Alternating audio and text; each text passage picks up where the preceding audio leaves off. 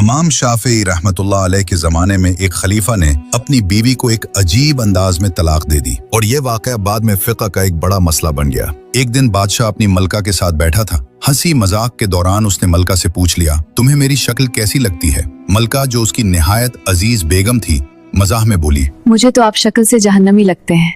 ये जुमला सुनकर बादशाह को गुस्सा आ गया और वो बोला, अगर मैं जहन्नमी हूँ तो मैं तुम्हें 3 तलाकें देता हूँ। ये सुनते ही मलका रोने लगी और कुछ देर बाद बादशाह को भी अपनी गलती का एहसास हो गया। अगले दिन बादशाह ने मुल्क भर के उलमा, मुफ्तियान किराम और इमाम हजरात को दरबार में जमा किया और पूछा, क्या इस तरह मेरी तलाक वाक़ई हो चुकी है? तमाम उलमा ने यके बाद दीगरे यही जवाब दिया कि जी हाँ, तलाक हो चुकी है और अब मलका आपकी ज़ौजा नहीं रही। लेकिन इस मजलिस में एक नौजवान मुफ्ती भी मौजूद था जो एक तरफ खामोश बैठा रहा। बादशाह ने उससे भी राय पूछी तो उसने अर्ज किया, जनाब, ये तलाक नहीं हुई क्योंकि आपने मशरूत तौर पर कहा था कि अगर मैं जहन्नमी हूँ तो तलाक है, और अभी ये साबित नहीं हुआ कि आप जहन्नमी हैं या नहीं। अगर कोई आपके जन्नती होने की गारंटी दे दे तो तलाक वाक़ई नहीं होगी। बादशाह ने हैरत से पूछा, मुझे जन्नती होने की गारंटी कौन देगा? तमाम उलमा खामोश हो गए क्योंकि दुनिया में किसी के जन्नती या जहन्नमी होने की कतई जमानत कोई नहीं दे सकता। तब उस नौजवान मुफ्ती ने कहा,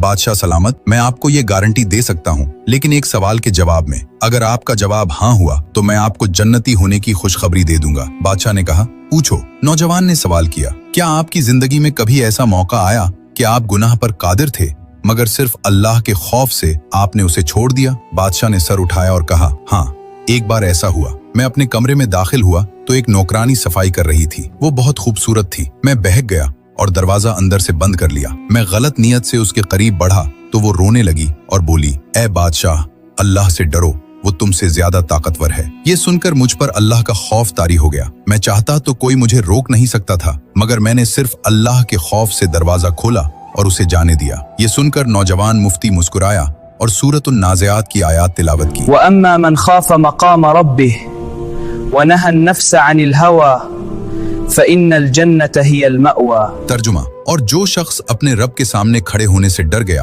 और अपने नफ्स को ख्वाहिशात से रोक लिया तो उसका ठिकाना जन्नत है। फिर उस नौजवान ने कहा, मैं गवाही देता हूँ कि आप जन्नती हैं और आपकी तलाक भी वाक़ई नहीं हुई।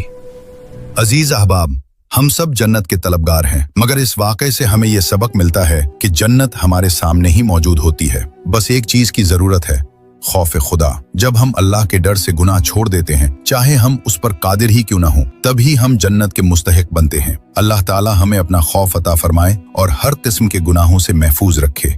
आमीन।